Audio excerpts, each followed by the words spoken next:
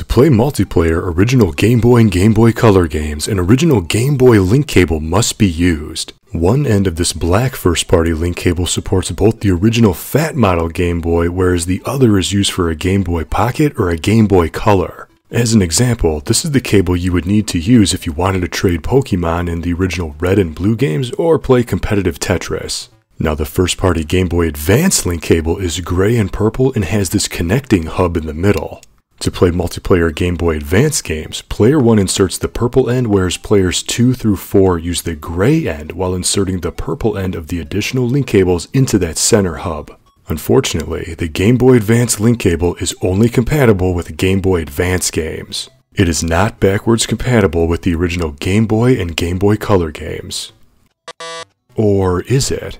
As it turns out, the GBA cable can be used to link original Game Boy and Game Boy Color games, but requires an extra link cable and a bit of head-scratching magic. Okay, so just follow me here. Step 1, insert the gray end of link cable 1 into the first GBA. Step 2, repeat this process for the second player. Connect the gray end of link cable 2 into the second GBA. And the final step, connect the purple end of each link cable into the connector hub of the opposite link cable. When finished, you'll have a rat's nest circle-ish shape mess of link cables. Then just fire up any original Game Boy or Game Boy Color game, select the multiplayer option, and bam, it works! It doesn't exactly look pretty, but it works somehow. Honestly, I have no idea how or why this works, but it does. If you happen to know the technical reason for this magical wizardry, please share a note in the comments. Oh yeah, and if you don't have an extra GBA, an analog pocket will work too. So yeah, Nintendo's been hiding this linking backwards compatibility in plain sight this entire time. I don't know, it seems strange that this feature wasn't publicly advertised, as Nintendo could have potentially sold more link cables, especially during the original Pokemon craze. But at the same time, it's a little confusing and the exact opposite way the GBA link cable normally works. So now that you know the mystical powers of the GBA link cable, I encourage you to give it a shot for yourself.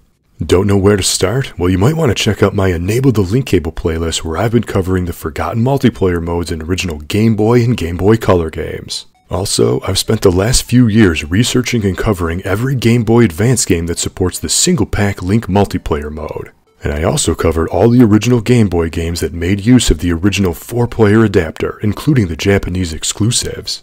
And if you really want to get crazy with more link cable content, I've also been covering the GameCube to Game Boy Advance link connectivity, going through each compatible game one by one. So check out the links in the description for all sorts of additional link cable goodness. But what do you think? Have you ever linked any Game Boy games besides Tetris and Pokemon? Did you know about this secret GBA looping link feature? Will you try it for yourself? Let me know in the comments. Until next time, thank you for watching, and game on!